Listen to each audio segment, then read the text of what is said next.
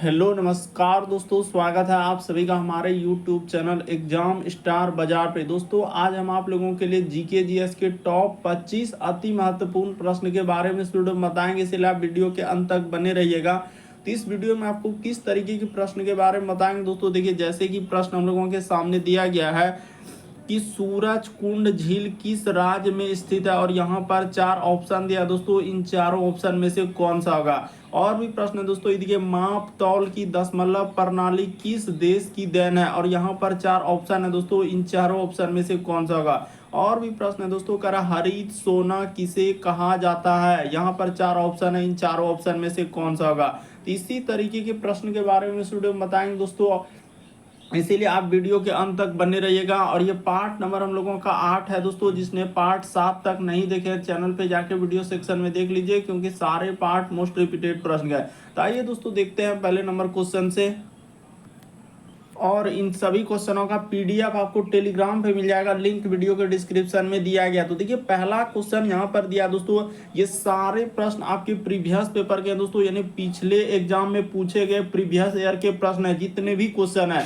तो देखिए यहाँ पर जैसे पहला क्वेश्चन हम लोगों के सामने दिया है दोस्तों, कह कि निम्नलिखित में से किसको वेदांत कहा जाता है। तो निम्नलिखित में से किसको वेदांत कहा जाता है दोस्तों, तो वेदांत उपनिषद को कहा जाता है। यानी इस प्रश्न का आंसर ऑप्शन नंबर आपका सी क्या हो जाएगा दोस्तों, सही हो जाएगा।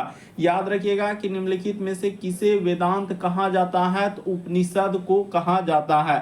अगला प्रश्न की दोस्तों दूसरा नंबर क्वेश्चन दिया है, काफी इंपॉर्टेंट प्रश्न जो कई बार अलग अलग एग्जाम में रिपीट कर चुका है। करा कि निम्नलिखित में से किस नदी को बंगाल का शोक नदी कहा जाता है। तो किस नदी को बंगाल कह रहा है दोस्तों, किस नदी को बंगाल का शोक नदी कहा जाता है। तो इस प्रश्न का आंसर हो जाएगा दोस्तों, हुगली को बंगाल का शोक नदी कहा जाता है। ऑप्शन नंबर आपका बी क्या हो जाएगा दोस्तों, इस प्रश्न का आंसर हो जाएगा।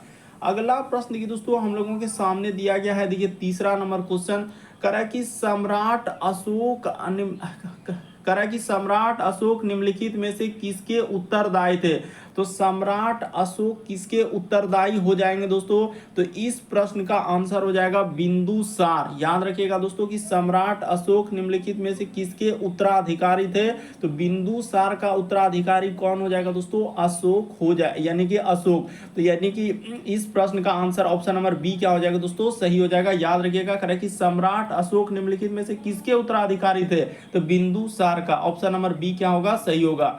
अगला प्रश्न की दोस्तों हम लोगों के सामने चौथा नंबर क्वेश्चन दिया है, कह रहा है कि रेशम बनाने की तकनीकी का विकास सर्वप्रथम किस देश में हुआ था। तो रेशम बनाने की पद्धति का विकास सर्वप्रथम जो है दोस्तों चीन में हुआ था। ऑप्शन नंबर बी इस प्रश्न का आंसर होगा। याद रखिएगा कि रेशम बनाने की तकनीकी सर्वप्रथम किस देश में हुआ था, तो चीन में हुआ था। अगला प्रश्न की दोस्तों हम लोगों के सामने पांचवा नंबर क्वेश्चन दिया, काफी इंपॉर्टेंट, करे कि निम्नलिखित में से कौन सा एंजाइम प्रोटीन को पेप्टोन में बदलता है। तो कौन सा एंजाइम है दोस्तों जो प्रोटीन को पेप्टोन में बदलता है, तो यानी कि इस प्रश्न का आंसर हो जाएगा दोस्तों ट्रिप्सिन। ट्रिप्सिन जो है हम लोगों का, याद रखिएगा दोस्तों, अच्छा यहाँ पर गलती कर दिए, ट्रिप्सिन है बल्कि हम लोगों का क्या हो जाएगा दोस्तों, पेप्सिन हो जाएगा। यानी पेप्सिन एंजाइम जो है प्रोटीन को पेप्टोन में बदलता है। इस प्रश्न का आंसर ऑप्शन नंबर आपका सी क्या हो जाएगा दोस्तों, सही हो जाएगा। याद रखिएगा कि प्रोटीन को पेप्टोन में कौन बदलता है, तो पेप्सिन बदलता है।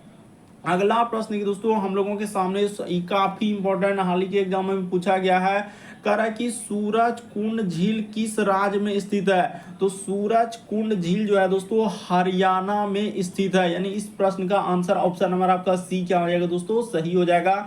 याद रखिएगा कि सूरज कुंड झील किस राज्य में स्थित है, तो हरियाणा में स्थित है। अगला प्रश्न की दोस्तों हम लोगों के सामने सातवां नंबर क्वेश्चन दिया है, काफी इंपॉर्टेंट, करा कि कोणार्क के सूर्य मंदिर का निर्माण किसने करवाया था। तो कोणार्क के सूर्य मंदिर का निर्माण नरसिंह देव प्रथम ने करवाया था। इस प्रश्न का आंसर ऑप्शन नंबर सी क्या हो जाएगा दोस्तों, सही हो जाएगा। याद रखिएगा कि कोणार्क के सूर्य मंदिर का निर्माण किसने करवाया था, तो नरसिंह देव प्रथम ने करवाया था।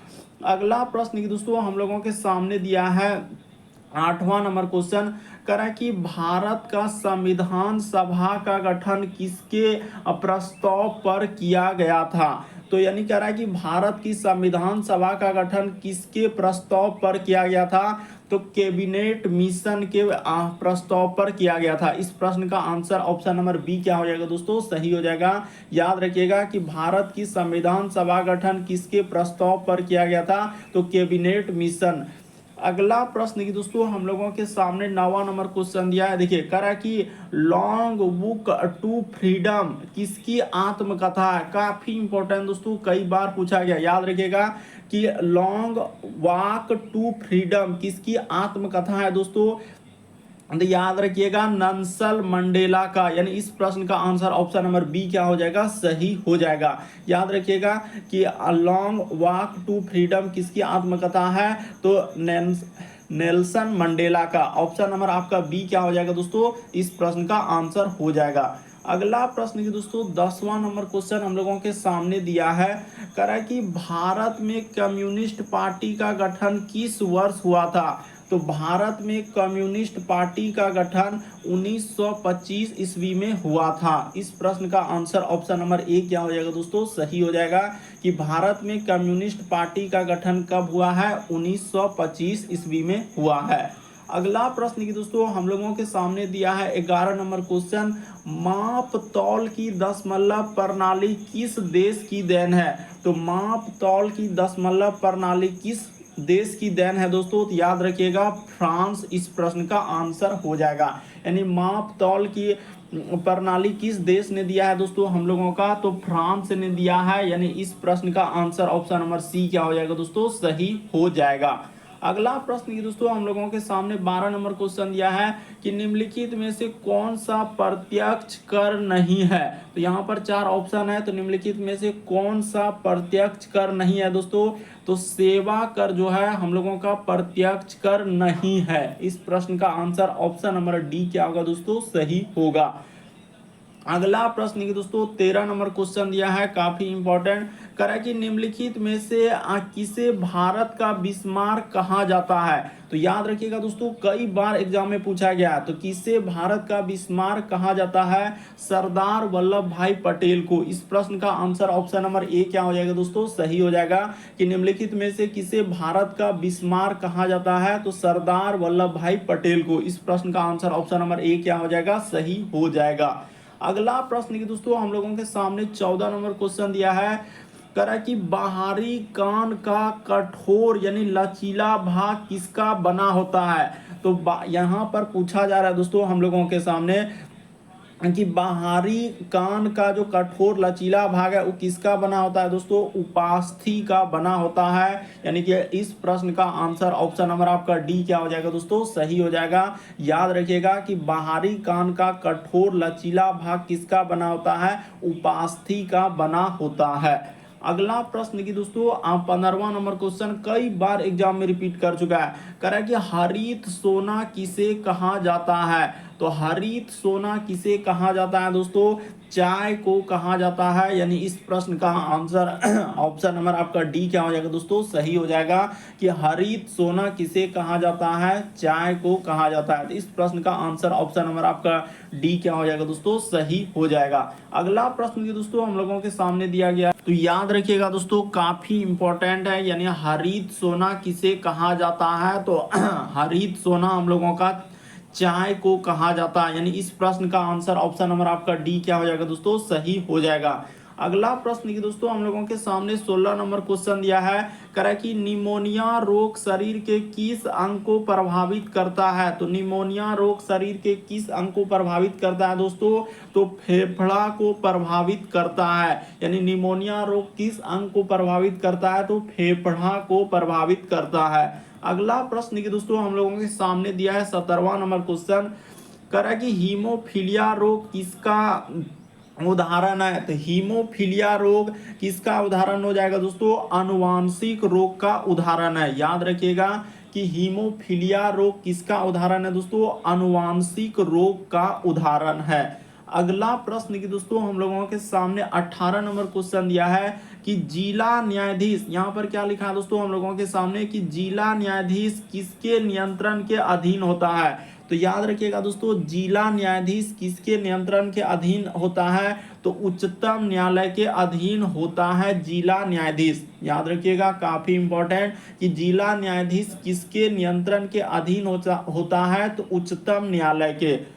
अगला प्रश्न की दोस्तों हम लोगों के सामने 19वां नंबर क्वेश्चन दिया है, काफी इंपॉर्टेंट, कह रहा है कि नालंदा विश्वविद्यालय की स्थापना किसके द्वारा की गई थी। तो नालंदा विश्वविद्यालय की स्थापना किसके द्वारा की गई है, तो कुमार गुप्त यानी प्रथम ने नालंदा विश्वविद्यालय की स्थापना किया था। यानी इस प्रश्न का आंसर ऑप्शन नंबर सी क्या हो जाएगा दोस्तों, सही हो जाएगा कि नालंदा विश्वविद्यालय की स्थापना कुमार गुप्त ने की थी। अगला प्रश्न देखिए दोस्तों हम लोगों के सामने 20वां नंबर क्वेश्चन दिया है, कह रहा है देवदास उपन्यास की रचना किसने की है। तो देवदास उपन्यास की रचना हम लोगों का शरत चंद्र चटर्जी, यानी इस प्रश्न का आंसर ऑप्शन नंबर डी क्या हो जाएगा दोस्तों, सही हो जाएगा कि देवदास उपन्यास की रचना शरत चंद्र चटर्जी ने किया था। अगला प्रश्न की दोस्तों हम लोगों के सामने 21वां नंबर क्वेश्चन दिया है कि शरीर का कौन सा हम लोगों का अवयव रक्त को शुद्ध करता है। तो शरीर का कौन सा अवयव है दोस्तों जो रक्त को शुद्ध करता है, तो गुर्दा। यानी इस प्रश्न का आंसर ऑप्शन नंबर आपका डी क्या हो जाएगा दोस्तों, सही हो जाएगा कि शरीर का कौन सा अवयव रक्त को शुद्ध करता है, तो क्या हो जाएगा दोस्तों, गुर्दा। यानी इस प्रश्न का आंसर ऑप्शन नंबर आपका डी क्या हो जाएगा दोस्तों, सही हो जाएगा। अगला प्रश्न दोस्तों 22वां, तो देखिए जैसे दिया गया दोस्तों हम लोगों के सामने 21वां नंबर क्वेश्चन कर रहा है कि शरीर का कौन सा अवयव रक्त को शुद्ध करता है। तो शरीर का कौन सा अवयव रक्त को शुद्ध करता है दोस्तों, यानी गुर्दा। इस प्रश्न का आंसर ऑप्शन नंबर आपका डी क्या हो जाएगा, सही हो जाएगा। अगला प्रश्न की दोस्तों हम लोगों के सामने 22वां नंबर क्वेश्चन दिया है, कह रहा है कि अहमद शाह अब्दाली का वास्तविक नाम क्या था। तो अहमद शाह अब्दाली का वास्तविक नाम अहमद खां था। इस प्रश्न का आंसर ऑप्शन नंबर ए क्या हो जाएगा दोस्तों, सही हो जाएगा। याद रखिएगा कि अहमद शाह अब्दाली का वास्तविक नाम क्या था, अहमद खां था। अगला प्रश्न की दोस्तों हम लोगों के सामने लिखा है 23वां नंबर क्वेश्चन, काफी इंपॉर्टेंट, कह रहा है कि जलियांवाला बाग हत्याकांड में किस नाम के भारतीय ने जनरल डायर का सहयोग किया था। तो किसने जनरल डायर का सहयोग किया था दोस्तों, तो हंस राज ने जनरल डायर का सहयोग किया था। तो जलियांवाला बाग जो हत्याकांड हुआ था दोस्तों, तो किस भारतीय ने जनरल डायर का सहयोग किया था, तो हंस राज ने सहयोग किया था। अगला प्रश्न ये दोस्तों हम लोगों के सामने 24वां नंबर क्वेश्चन दिया है, कह रहा है इंडिया फॉर इंडियंस पुस्तक के लेखक कौन है। तो इंडिया फॉर इंडियंस पुस्तक के लेखक कौन हो जाएंगे दोस्तों, तो याद रखिएगा चित्तरंजन दास। यानी इंडिया फॉर इंडियंस पुस्तक के लेखक कौन है, तो चित्तरंजन दास। इस प्रश्न का आंसर ऑप्शन नंबर बी क्या होगा दोस्तों, सही होगा। अगला प्रश्न दोस्तों हम लोगों के सामने 25वां नंबर क्वेश्चन दिया है, कह रहा है कि कोशिका सिद्धांत का प्रतिपादन किसने किया था। तो कोशिका सिद्धांत का प्रतिपादन स्लाइडन और स्वान ने किया था। इस प्रश्न का आंसर ऑप्शन नंबर सी क्या हो जाएगा दोस्तों, सही हो जाएगा। याद रखिएगा कि कोशिका सिद्धांत का प्रतिपादन किसने किया है, तो स्लाइडन और स्वान ने।